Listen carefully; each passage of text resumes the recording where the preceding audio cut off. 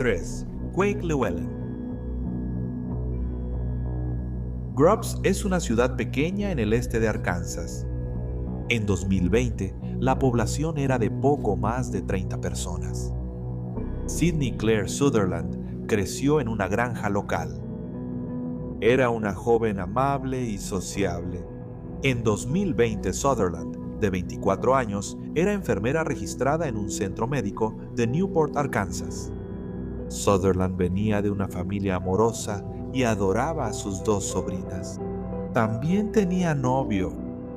Sutherland parecía estar contenta con su vida y la dirección que llevaba.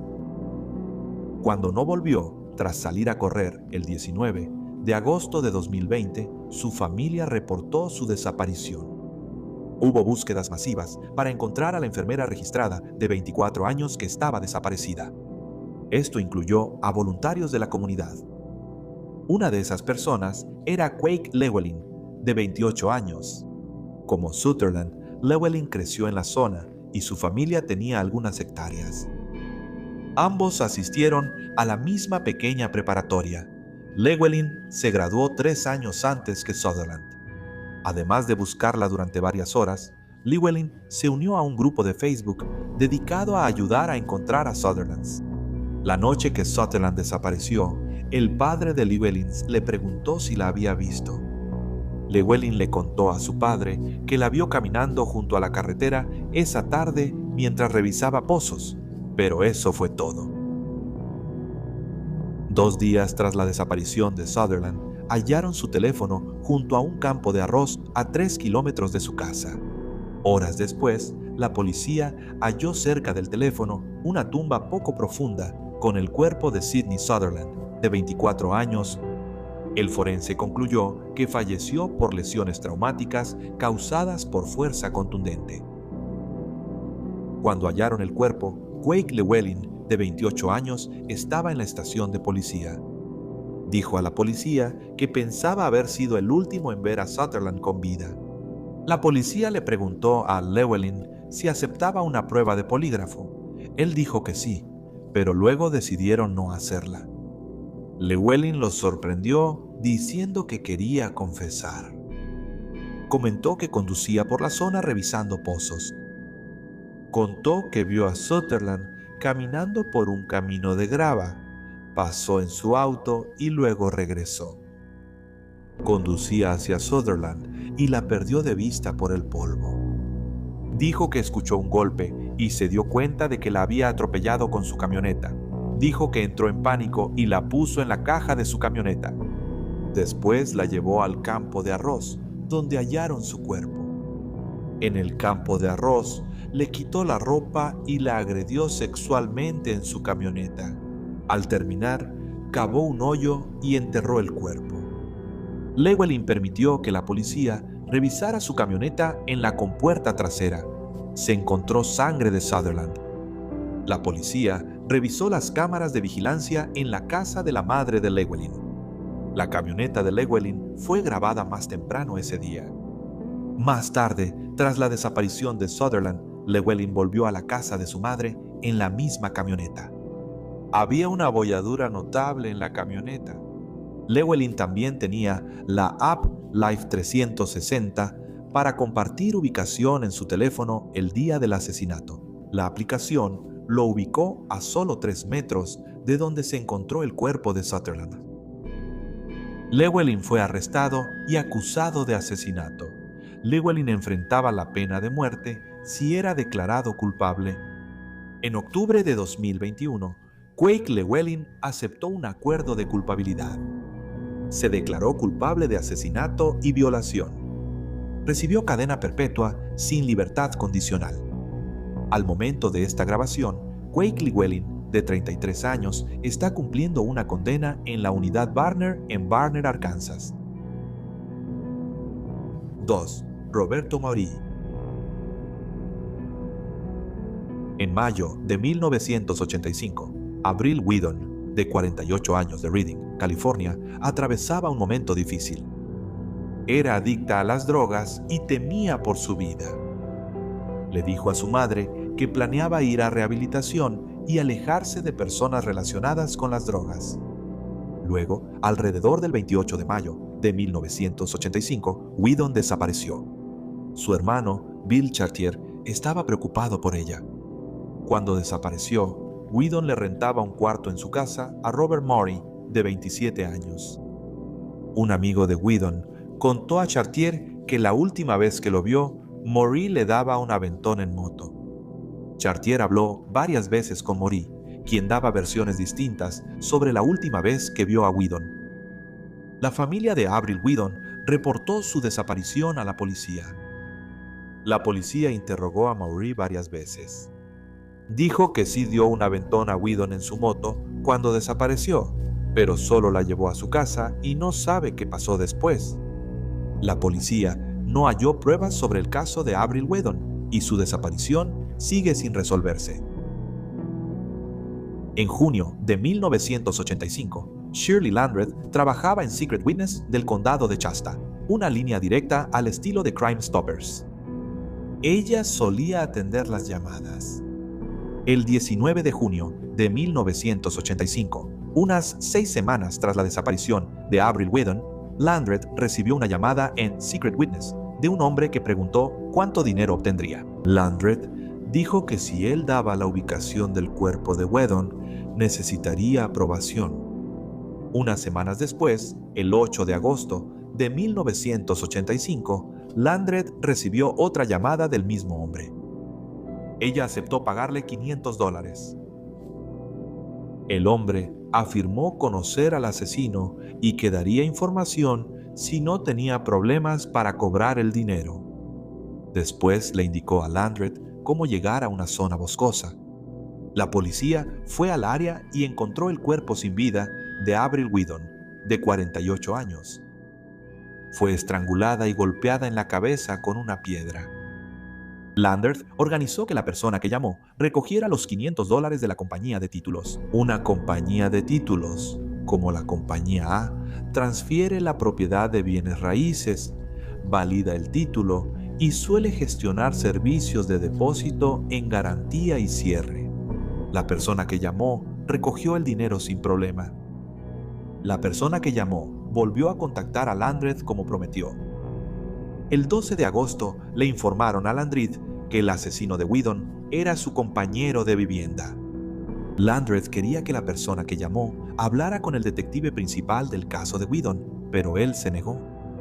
Sin embargo, dijo que llamaría de nuevo y respondería si Landreth conseguía las preguntas del detective. El hombre cumplió y llamó de nuevo 3 días después.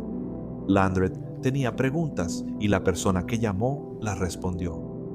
El que llamó afirmó que el asesino era Roberto o Bob, quien vivía con Whedon. Dijo que Whedon debía dinero a Bob por drogas, y como ella no lo tenía, él la estranguló con el tendedero. La persona que llamó dijo que Bob la llevó al bosque, donde hallaron su cuerpo. Después la persona dejó de responder y colgó. Más tarde ese día, volvió a llamar y dijo que Bob mató a Whedon. Cerca de la zona boscosa, fue estrangulada con un tendedero en un sendero de la zona boscosa. Luego la arrastraron más adentro del bosque. Bob la golpeó en la cabeza con una piedra para asegurarse de que estuviera muerta. El color contó que Bob dejó el cuerpo, pero volvió pronto y lo tapó con una alfombra y cartón. La persona que llamó dijo que la cuerda de nylon estaba junto al cobertizo en el patio trasero de Whedon.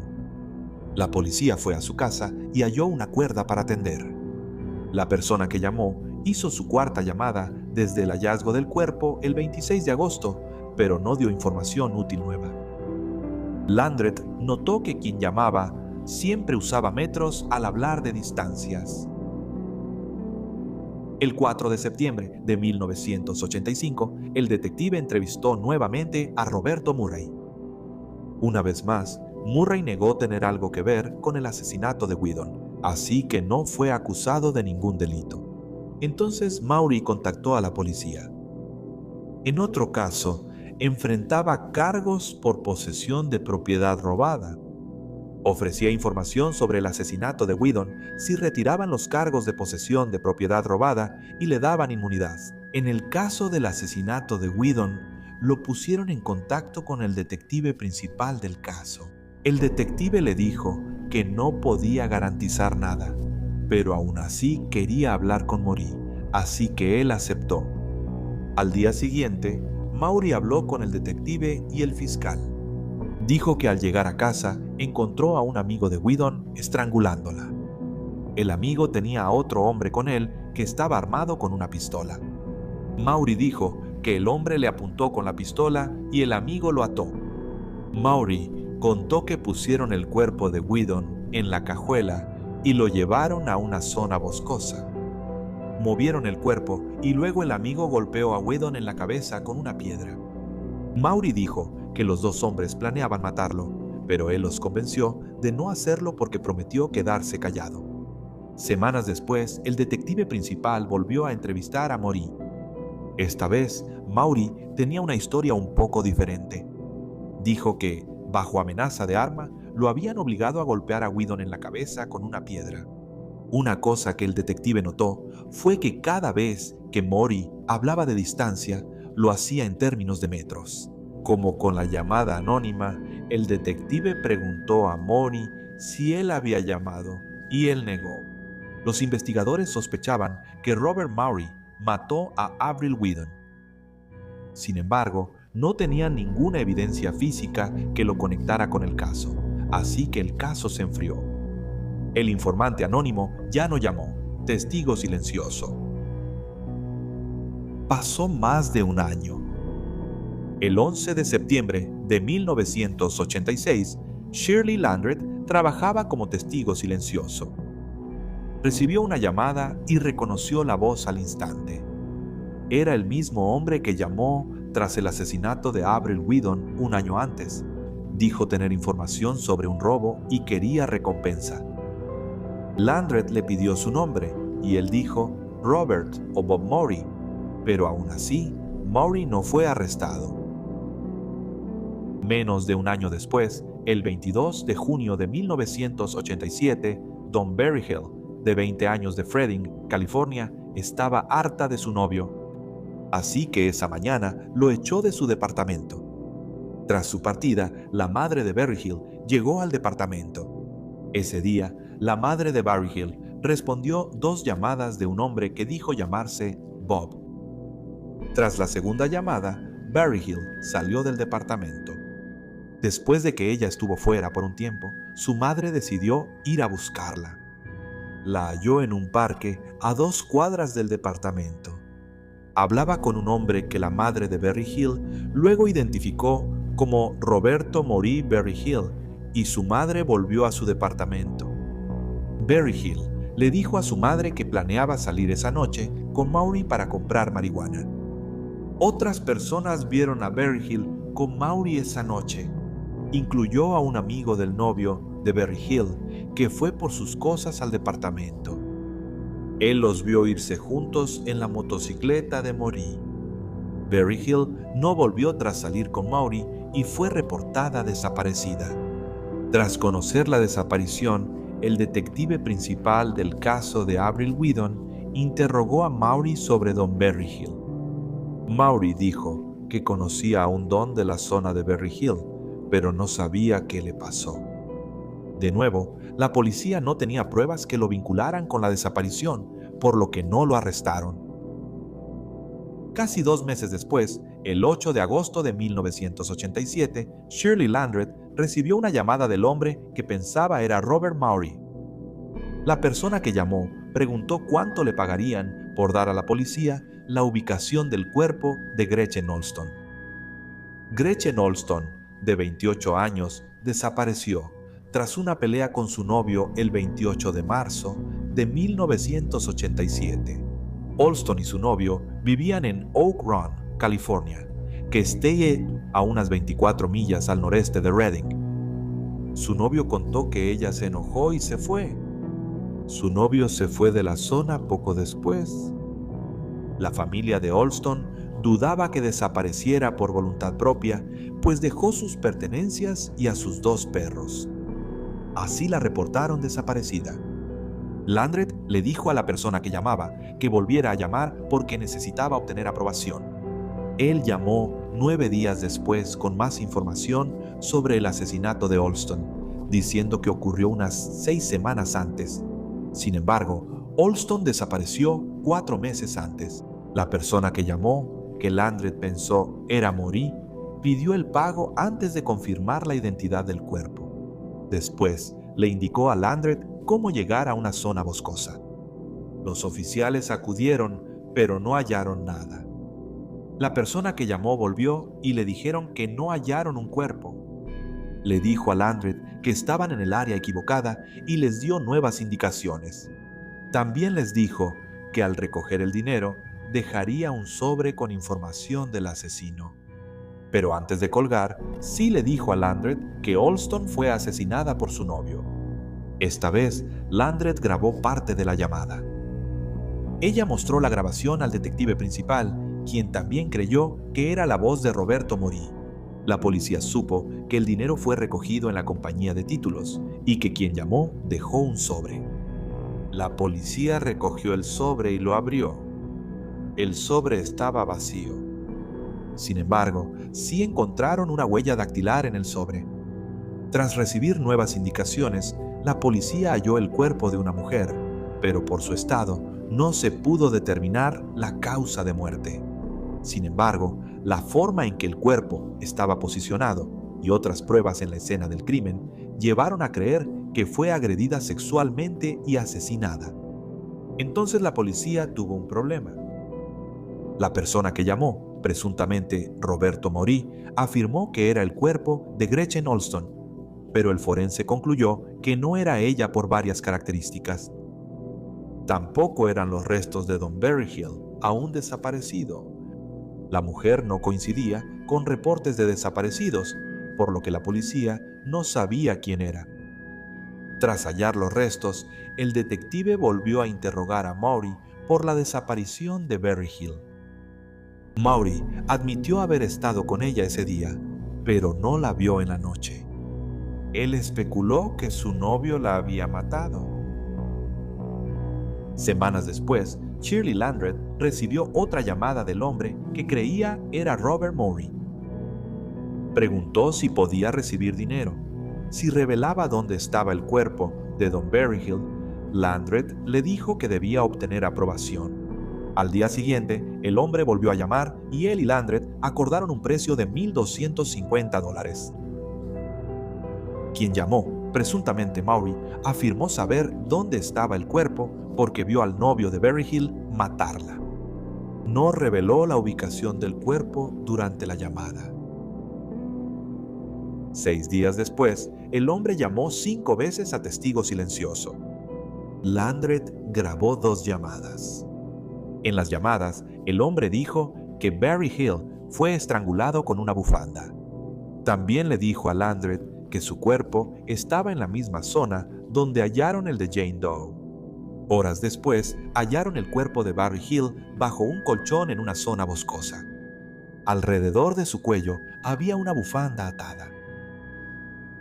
Un detective vigiló la compañía de títulos y fotografió a Maury entrando y saliendo con el dinero.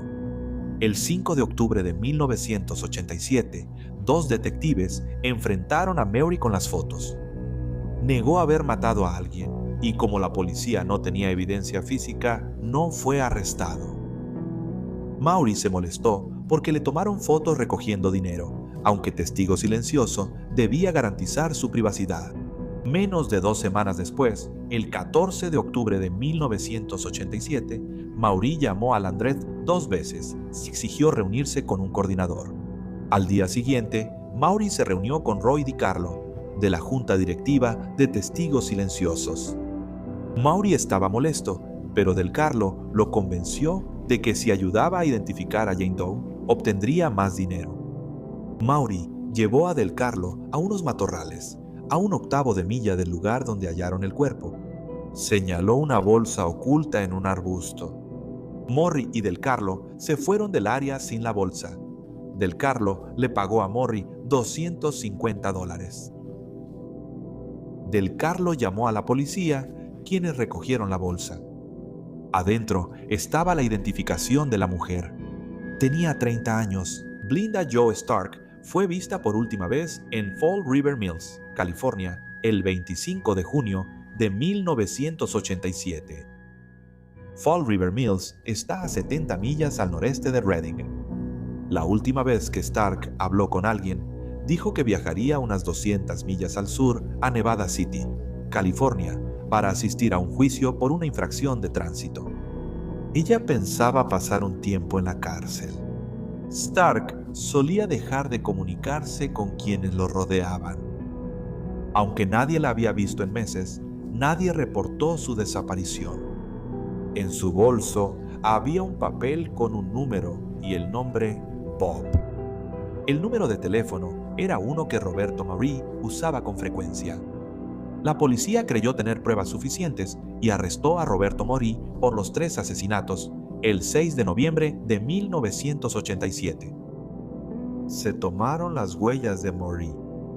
Fueron comparadas con la huella dactilar en el sobre que el que llamó entregó a la compañía de títulos. Una de ellas coincidía. El arresto salió en las noticias y se publicó un artículo con fotos de Maury Stark después de que el artículo fue publicado. Una bartender contactó a la policía y dijo que vio a Maury Stark en el bar de un hotel donde trabajaba en Fall River Mills, justo antes de que Stark desapareciera. Roberto Maury fue a juicio por los asesinatos de las 3 mujeres en junio de 1988. La principal prueba en su contra fueron las llamadas al programa Testigo Silencioso. Si no hubiera llamado para dar detalles, quizá nunca lo habrían acusado de los asesinatos. Recibió $2.500 por delatar asesinatos que él mismo cometió. Ajustado a la inflación, son poco más de $7.100.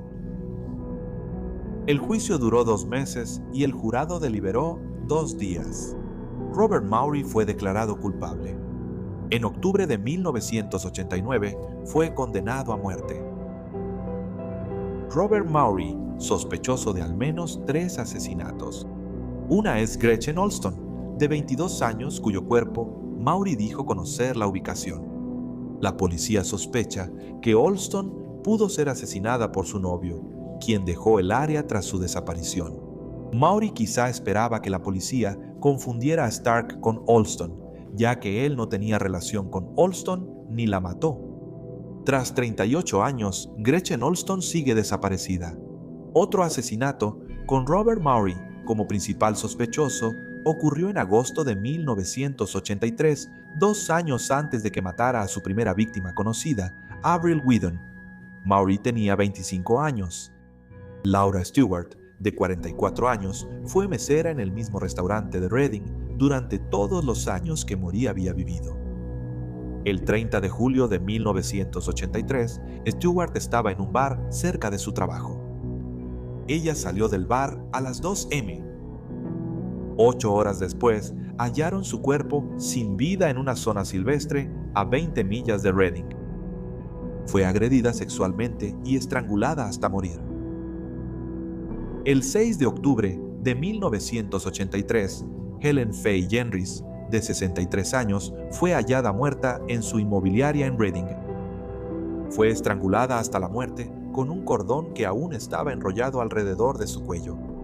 La policía no ha explicado por qué sospechan de Maury como asesino y hasta ahora no ha sido acusado. Robert, el asesino informante, tiene 67 años. Maury está cumpliendo una condena en la instalación de atención médica de California en Stockton, California. Maury todavía es considerado como un reo condenado a muerte, pero desde 2019 ha habido una moratoria sobre las ejecuciones en California, así que es muy poco probable que sea ejecutado pronto. Número 1. Darren Vickers. El 5 de mayo de 1997 fue festivo nacional en Inglaterra. Jamie Lovis, de 8 años y originario de Openshaw, East Manchester, no tuvo clases ese día. Jamie salió temprano de su casa. Esa tarde, Jamie no volvió a casa. Sus padres frenéticos, John y Karen, reportaron su desaparición. Se inició su búsqueda, Pero en los días siguientes hubo varios avistamientos de Jamie. Algunos reportes eran de conocidos de Jamie. En los medios, Jamie fue retratado como un fugitivo que vivía en refugios improvisados. Robaba comida y bebidas en tiendas y evitaba a la policía. En el periódico lo llamaban el astuto esquivo. Ningún avistamiento llevó a Jaime. 2 días después de que Jaime desapareciera, Darren Vickers, un conductor de autobús de 28 años, fue a la casa de la familia de Jaime. Vickers vivía cerca de la familia, pero no los conocía. Tenía 4 hijos y su pareja estaba embarazada otra vez. Vickers dijo que vio a Jamie el día que desapareció.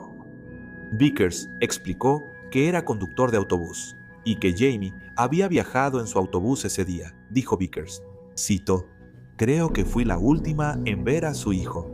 Fin de la cita. Tras esa primera reunión, Vickers pronto se hizo amigo de la familia de Jamie. Compró cigarrillos y bocadillos para John y Karen. Incluso le compró una bici al hermano mayor de Jamie. Vickers se involucró profundamente en la búsqueda de Jamie. Pasó horas buscándolo. Vickers luego comenzó a hablar con los medios en nombre de la familia. La policía sospechó de inmediato que Darren Vickers no era un buen samaritano. En cambio, creían que él era responsable de la desaparición de Jamie. Consideraban su comportamiento muy extraño. Por ejemplo, al presentarse, le dijo a la familia de Jamie, «Creo que soy la última persona que vio a su hijo». ¿Por qué no decir que Jamie estuvo en su autobús ese día? Los investigadores creyeron que, al decir que fue la última en ver a Jamie, insinuaba saber qué le pasó al niño. La policía notó que Vickers siempre quería ser el centro de atención. También había pistas más sutiles, como cuando Vickers decía que era inocente, pero negaba con la cabeza. El 24 de mayo de 1997, la policía arrestó a Vickers por secuestrar a Jamie. Vickers relató a la policía lo ocurrido el día que Jamie desapareció. Comentó que compró un pase diario para Jamie y lo dejó usar el autobús. Dijo que conocía a Jamie porque él había tomado su autobús varias veces. Vickers dijo que Jamie estuvo tranquilo en el autobús todo el día. Al final de su turno, Jaime permaneció en el autobús mientras él conducía hacia el depósito. En el depósito, Vickers trasladó a Jaime a su propio auto. Dejó a Jaime cerca de su casa. De nuevo, la policía pensó que esto era extraño. ¿Por qué pasó el día con Jaime? Además, ¿por qué no dejó al niño de 8 años directamente en su casa? Tras el arresto de Vickers, la policía registró su casa. No encontraron nada que lo relacionara con la desaparición de Jamie, así que fue liberado. Al ser liberado, Karen y John Lavis le organizaron una fiesta. Luego, Vickers se mudó de su casa a la casa de los Lavis, explicó Vickers a la gente. Pensó que sería más fácil vivir con ellos para ayudarlos a superar este momento. Él dormía en la cama de John Karen y ellos dormían en la sala. Vickers también escuchaba regularmente un escáner de la policía.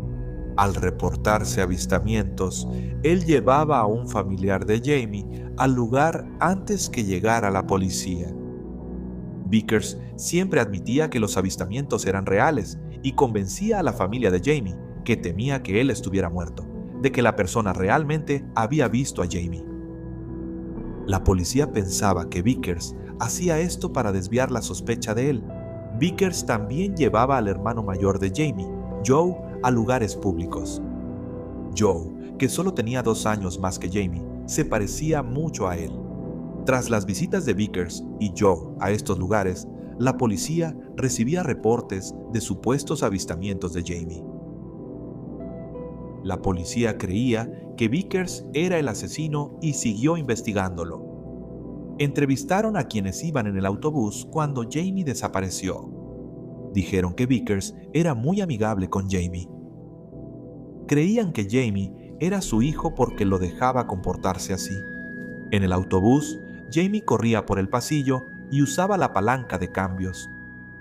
Esto contradecía lo que dijo Vickers, quien afirmó que Jamie estuvo tranquilo en el autobús todo el día. La policía decidió revisar la coartada de Vickers para la noche en que desapareció Jamie. Él afirmó que había estado en la casa de su madre con su pareja, sus hijos, su hermana, el novio de su hermana y un amigo de la familia.